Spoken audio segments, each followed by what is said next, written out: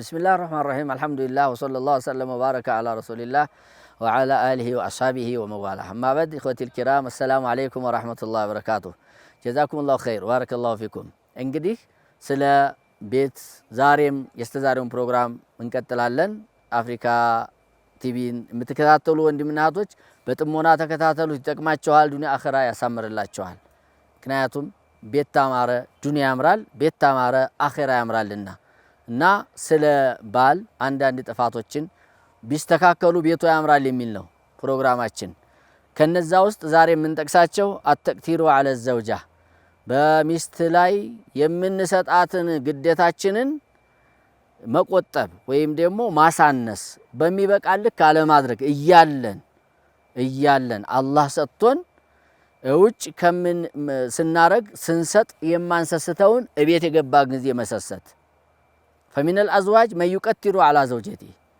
ተባሎች ውስጥ በሚስቱ ላይ የሚያጨናንቅ ሰው አለ ይሄ ስተት ነው ويقصر في الإنفاق ቀለብ ሲሰጥ የሚበቃትን የማይሰጥ አለ እሷ ብዙ ነገሮች ተጋለውባት እየተጨናነቀች እሱ ያለው ሳያሟላ መቅረት ታሁን በፊት ባለው ትምርታችን እንደወራ ነው ቀለብ በሱ ላይ ግዴታ ነውና ባለው ልክ ያለ ግዴታው አላህ አይጠይቅም ያለ ችሎታው አላህ አይጠይቅምና ባለው ልክ ማሟላት አለበትና እያለው የማይበቃትን መስጠት ወይም ጭራሽ ያለ መስጠት የትም ጭራሽ ግረሽ ቤቱን ዝጊ ቤቱን ሙሊ አንቺ ቤቱን ሸፍኚ የሚል ቋንቋ ሊሰራ አይችልም ትልቅ ስተት ነው ሐቅን አለመወጣት ነው ነገ አላህ ዘንዳ የሷን ገንዘብ መብላት እንደሚያስጠይቅ ሁሉ ቀለባንም አለማሟላት ተሚያስጠይቁት አንዱ ሐቅ ነው ያስጠይቃል አላህ ፊት ነገ መጠየቅ የማይቀር የሆነ ጉዳይ ነው እብኑ ቁዳማ የሚባሉት ዓሊም በባል ላይ የሚስት ቀለብ የቤተሰብ ቀለብ ግዴታ አለመሆኑ ሲናገሩ ነፈቀቱ ዘውጀቲ ዋጅበቱን ቢልኪታቢ ወሱነቲ ወልኢጅማዕ ይላሉ የሚስት ቀለብ ማሟላት ግዴታ ነው በቁርአንም በሐዲስም በዑለሞች ስምምነትም የእስልምና ዋና ማስረጃዎች እነዚህ ናቸው የመጀመሪያው ቁርአን ነው ቀጥሎ የነብዩ ሰለላሁ ዐለይሂ ወሰለም ሐዲስ ነው ሲቀጥል ሶስተኛ ደግሞ የኢጅማዕ የሚባለው ነገር ነው ተቁርአን ውስጥ አላህ Subhanahu Wa Ta'ala ብሏል ሊዩንፊቅ ዙ ሰዓት ሚን ሰዓቲሂ ይላል ያለው ሰው አላህ ያሰፋለት አላህ የሰጠው ሰው ካለው ሀብት በሀብቱ ልክ ይስጣት ይላል እንደ ሀብታም አድርጎ ያኖራት ነው የሚለው እያለው እንደ ዲሃ ያኖራት የሊደርስ ምን ሊሆን ነው ሰብስቦ ምን ሊያረገው ነው መባከን የለበትም ላኪን ግን ማጣበብም አይፈቀድም ወመን ቁዲረ ዐለይሂ ሪዝቁሁ ሲሳው የጠበበበት ደግሞ ፈሊዩንፊቅ ሚማ አታሁ አላህ ተሰጠው እሱ ሚስጥ ይልና ላ ዩከሊፉላሁ ነፍሰን ኢላ ማ አታሃ የሰጣትን እንጂ አላህ ነፍስን አያስገድዳትም ብሎ ነው ያስቀመጠው ስለዚህ ሀብታምም እንደ ሀብቱ ሪዝቁ የጠበበበትም በተሰጠው ልክ በሚችለው ልክ ሊያሟላ ግዴታ መሆኑን ማሟላቱ ግዴታ መሆኑን ይሄ ቁርአን በግልጽ እያስቀመጠ ነው ያለውና ይሄው የምታዩት የሚስት ቀለብ በባል ላይ ለመሆኑ ዋጅብ ለመሆኑ ያመለክተናል ነው እንዲሁም በሌላ ቁርአን በሌላ አያ ሱረቱል አሕዛብ ላይ አላህ ምን ይላል ቀድ ዓሊምና ማ ፈረድና ዐለይሂም ፊ አዝዋጅሂም ወማ መለከት አይማኑሁም ይላል በርግጥ አውቀናል ተምረናል አስተምረናቸዋል ይላል አላህ በወንዶች ላይ ግዴታ ያረግነውን ነገር በሚስቶቻቸው ዙሪያ ብሎ እንደዚሁ ግዴታ እንዳለባቸው ያስቀምጣል በሐዲስ በኩል ነብዩ አለይሂ ሰላቱ ወሰለም ምን ብለዋል ኢተቁላህ ፊ ኒሳ አሉ በሴቶች ዙሪያ አላህን ፍሩ فإنهن عوان عندكم እናንተ ጋር እነሱ ልክ እንደ እስረኛ ናቸው ለእናንተ ብለው ተቀምጠዋል ሁሉን ነገር ትውታ አድርገው ይሉና አስብ እንግዲህ ላንተ ብላ ነው የተቀመጠችው ባንተ ስር ነው ያለችው አንተ ፈቅደህላ ነው የምትንቀሳቀሰው ስለዚህ አላህን ፍሩ በእነዚህ ሴቶች ዙሪያ አخذتموهن بأمانة الله በአላህ አማና ነው ያዛችኋቸው ሴት አማና ናት አላህ አማና ጥሎብሃል አማና ደግሞ ነገ ታጠፋ ነው ያስጠይቃል። አማና ማጥፋት የሙናፊቅ ባህሪ ነው። አማና ማሟላት፣ አማና መወጣት፣ አደራ መወጣት የሙእሚኖቹ ጀነተ ፊርደውስ የሚወርሱት ወላኢከ ሁሙል ዋሪሱን الذين يرثون الفردوس هم فيها خالدون የተባሉ ሰዎች ስራ ነውና አማናን መወጣት ያስፈልጋል። በአላህ አደራ ነው ያዝናቸው። ወስተህለልቱ ሚን ፍሩጀሁነ ቢከሊመቲላህ በአላህ ባስቀመጠው የኒካህ ስርዓት ቃል ሐላል አርገናቸው ሐላል ሆነውልን ነው እየኖርን ያለ ነው።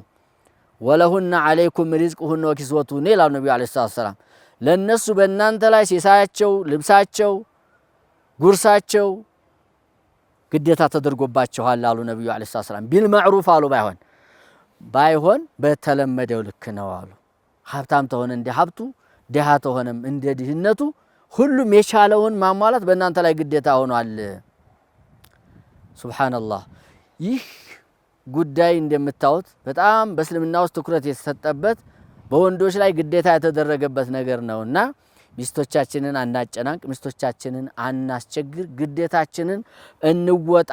እኛ እንደ ልባችን እየተንደላቀቅን እኛ በየምግብ ቤቱ ሂደን በየሆቴሉ ሂደን የምንፈልገውን ነገር አማርጠን ብዙ ብር አውጥተን እየበላን ሚስቶቻችን ሩበማ ሽሮ ሊጠርባቸው እንዴት ይችላል? አይሆንም፣ ክልክል ነው። ተምበላው አብላ፣ ተምታጠጣው ተምታለብሰው አልብስ ነው ነብዩ ሰለላሁ ዐለይሂ ወሰለም ያሉት። አንተ ሱፍህን እየለበስክ እሷ በልብስ ማጣት እየተቸገረች መሆን የለበትም። አንተ የምትጠቀመውን አይነት እሷን አስጠቅማት። ምናልባት አይ ምግብ ቤት መብላት ሐራም ነው እያልኩ አይደለም፣ ሆቴል ላይ መብላት ሐራም ነው እያልኩ አይደለም። ይፈቀዳል ብላ ግን ለሷ ሚዘህላ ግባ። አንተ እዛ ስራ ይዞ ምናልባት እቤት መሄድ ያቅቶህ ገዝተህ ተበላህ፣ እሷንም ገዛ አርገህ ወስደህ ሊሆን ይችላል ወይ ፍየልህን አረድ አርገህ ለሷም ቤት አዘጋጅላት። ከሆነ ስራ ማይስተጓጉል ከሆነ ምን ነው ተይህም እንጂ ሀቢቧን ናፍቃ እንዴት ትውላለች? ልጆች የሚውህ ወደ ቤት ገባ በል፣ ምሳህን በላ አርገህ የሷን ሐሳብ ተቀብለህ ምን ችግር አለ ብለህ ችግሯን ታለ ችግሯን ቀርፈህ ደስታም ታለ እንኳን ደስ ያለሽ ብለህ ወጣ በል፣ ወደ ስራህ መልሰህ ግባ። ካልሆነ ግን አንተ ጥብስህን የተለያየ የምግብ አይነቶችን እያማረክ እየበላህ ቤት እነሱ ሊቸገሩ አይገባምና በተለይ ተዚህም በላይ የሚከፋው ደግሞ ብዙ ሸሪዓ የማይደግፈውን የሚነቅፈውን ነገር በብዙ ብር እየተወጣ ይሄን ጫት የሚባል ነገር ሲቃም እየተዋለ እቤት ሚስቶች ልጆች እየተቸገሩ ህይወት ማሳለፍ ይሄ በጣም ስተት ነው። በጣም እስልምና የሚነቅፈውና የሚያወግዘው የሆነ ጉዳይ መሆኑን ተረድተን የሚስቶቻችንን ግዴታ መወጣት መቻል አለብንና ይሄው ሐዲስም ቢሆን ግዴታ አድርጓል። በኢጅማዕም ቢሆን ምን ይላሉ ኢብኑ ቁዳማ ወአመ الإجماع فاتفق أهل العلم على وجوب نفقات الزوجات على أزواجهن። አዎ ዑለሞች የተስማሙበት ነገር የሚስቶች ቀለብ በባሎች ላይ ግዴታ ለመሆኑ ምንም ጥርጥር የለውም። አንድም የኸለፈ የሚቃወም ዑለማ ተቃራኒ ሐሳብ ያቀረበ ዑለማ በእስላም ውስጥ አይታወቅም ነው ብለው የሚያስቀምጡትና ቀለብ ማሟላት ግዴታ ነው። እንደውም ከሌላው በስተፊት ስጦታ እንኳን ስትሰጥ ወብደእ ቢነፍሲካ ثم بمن تعل ነው የተባለው። እንደው ሶደቃ ልሶድቅ የተለያዩ መልካሞች ልስራት አልክ መጀመሪያ ቤትህን አሟልተህ ነው። በራስ ጀምር፣ ከዛ በተሰብ ከዛ በኋላ ነው። አንድ ዲርሃም አለኝ አላቸው ሰውየው፣ በራስ ላይ አውጣው አሉት። ሌላ አለኝ አላቸው፣ ለልጅህ አሉት። ሌላ አለኝ ለሚስትህ አሉት። ሌላ አለኝ ለኻዳምህ አሉት። ሌላ አለኝ ቀረብ ብላለው ሰጠው አሉት ነብዩ አለይሂ ሰላቱ ወሰለም። ስለዚህ እሷ እያለች እሷ የተቸገረች ወደ ውጭ መሄድ አግባብ አይደለም። ቤታችንን እናሟላላቸው፣ ከዚያ በኋላ ኸይር እንስራ ኸይር አትስሩ ማለት አይደለም። ይሄ የምንሰራው ኸይር ለሷም ላንተም ነገ አላህ ዘንድ ስንቅ ሆኖ ይጠብቃቸዋል። ግን ለሷ የምትሰጠው ለቤተሰብ የምትሰጠው ሶደቃ እንደሆነ ተረዳልኝ አደራህን።